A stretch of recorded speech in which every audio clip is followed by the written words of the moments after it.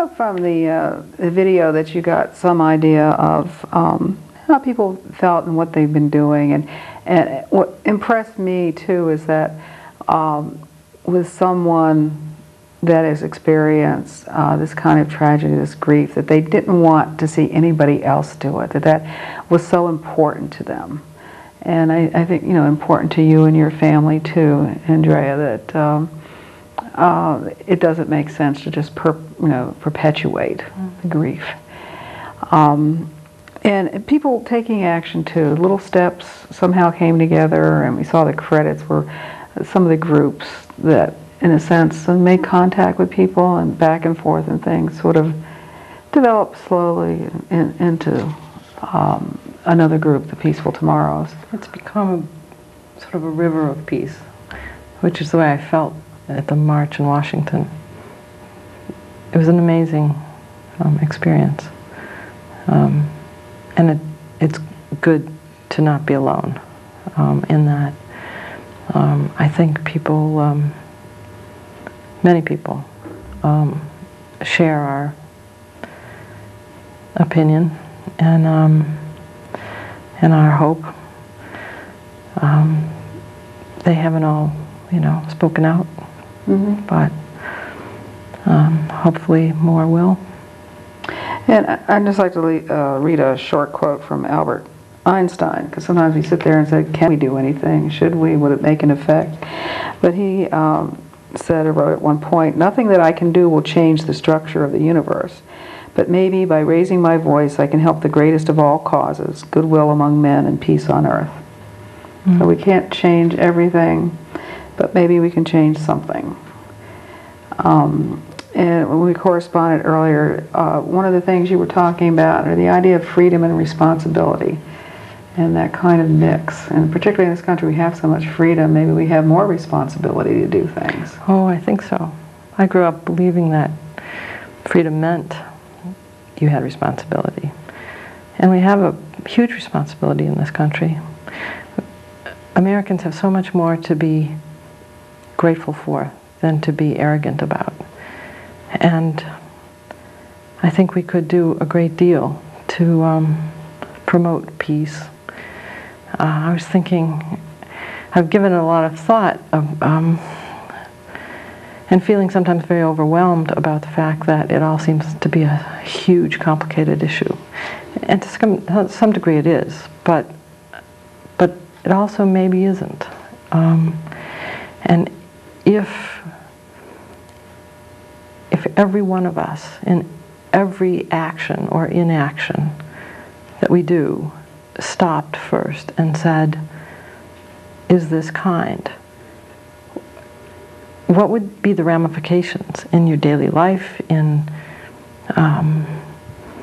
legislation that's passed, in our foreign policy? I think that we forget the cost of the American way of life, and we don't keep in front of us the faces of the people in developing nations who are sometimes injured by our actions. So I would hope in everything we do, we start to be more responsible and make decisions based on that responsibility to do no harm, to first be kind, in small ways and in big ways. Mm-hmm. And I know a lot of people sort of put down that, say, oh, it's more complicated than that. But let's try it, I mean, really, like you say, if everybody did focus on that kind of idea. And also, some of the signs we saw in the video, like, my Afghan brothers and sisters. It's true. If we're all, children of God, then everybody's my brother and sister. Mm-hmm. So how can I treat them poorly? We are far, far more alike in our needs and the things we want. The Dalai Lama says we all want to be happy, and we need to be fed. We need to be loved. We need to be kept warm. We need to be safe. We need, I honestly don't think that it would be as easy to recruit young men to become terrorists if they weren't feeling desperate. My husband said once, we were in Chiapas watching a demonstration of Indians approach the State House, and I, for the 100 millionth time, said, I just don't understand. And Bob said, as long as the haves have increasingly more than the have-nots, and people feel they're not being heard, there will be violence, you know. And, you know, I said, is it that simple?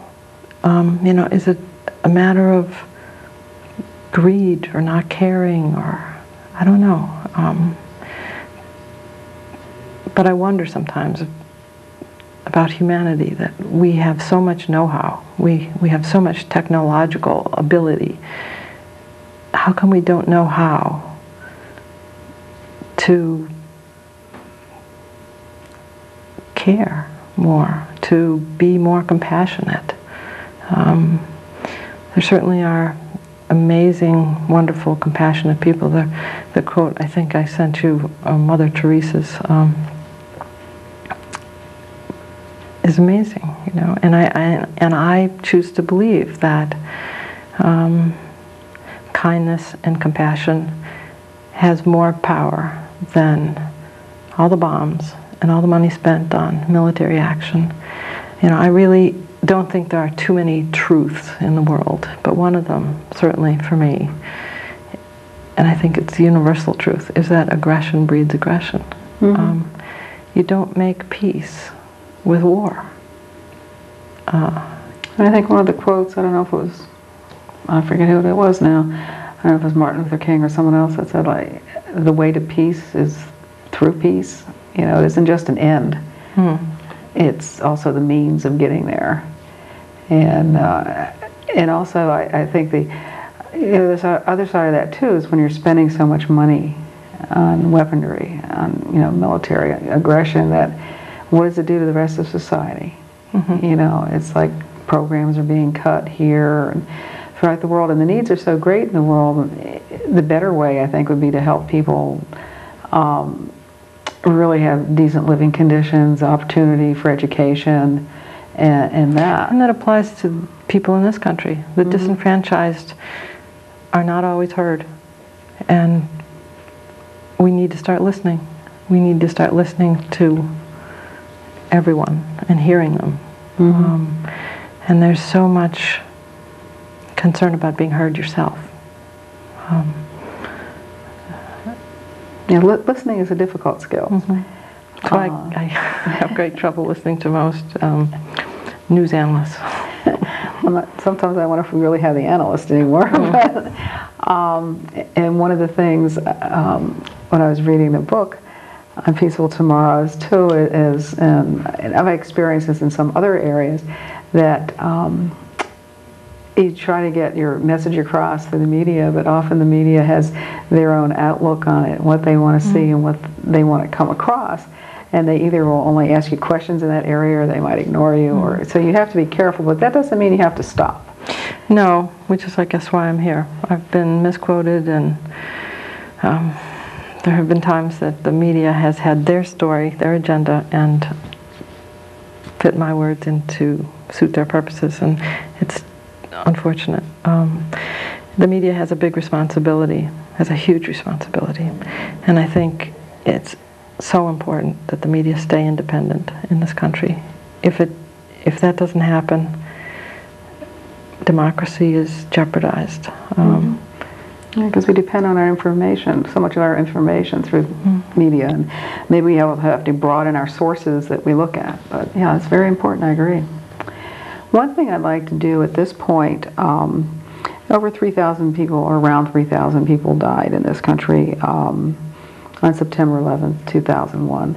And they were people from all over the world, which I think sometimes gets lost. Lately I've heard people say 3,000 Americans died. Well, the majority of people were Americans, but it was people from all over the world, from various religions too. And I was actually trying to find maybe a list of countries from which people had died, because I know quite a few people, I think from England and from Germany, for instance, died, and some people from Middle Eastern countries died, and from South America, all over the world. And I really couldn't find a list. But I did find a site that had pictures of memorials around the world right after 9/11. And what I've done is put that together and taken some shots of it. In the last scene, I'll identify the website if people want to go there. And behind that, I'm going to have played a song by Kristina Olsen. Kristina is also a member of Peaceful Tomorrows. And there's a piece that she wrote several years back, actually, when her brother-in-law died. I think Kristina was only 15 and her brother-in-law was 27 at the time, just died overnight. And it's called Thank You. And I think the words really probably speak to a lot of feelings people have. There's the grief, but also thank you that I did share part of my life with you. The video piece starts with about 8 seconds of black, and it'll end about 8 seconds of black. So just to warn you, nothing's wrong with your TV, but it's just, I think, just in honor of all those who died.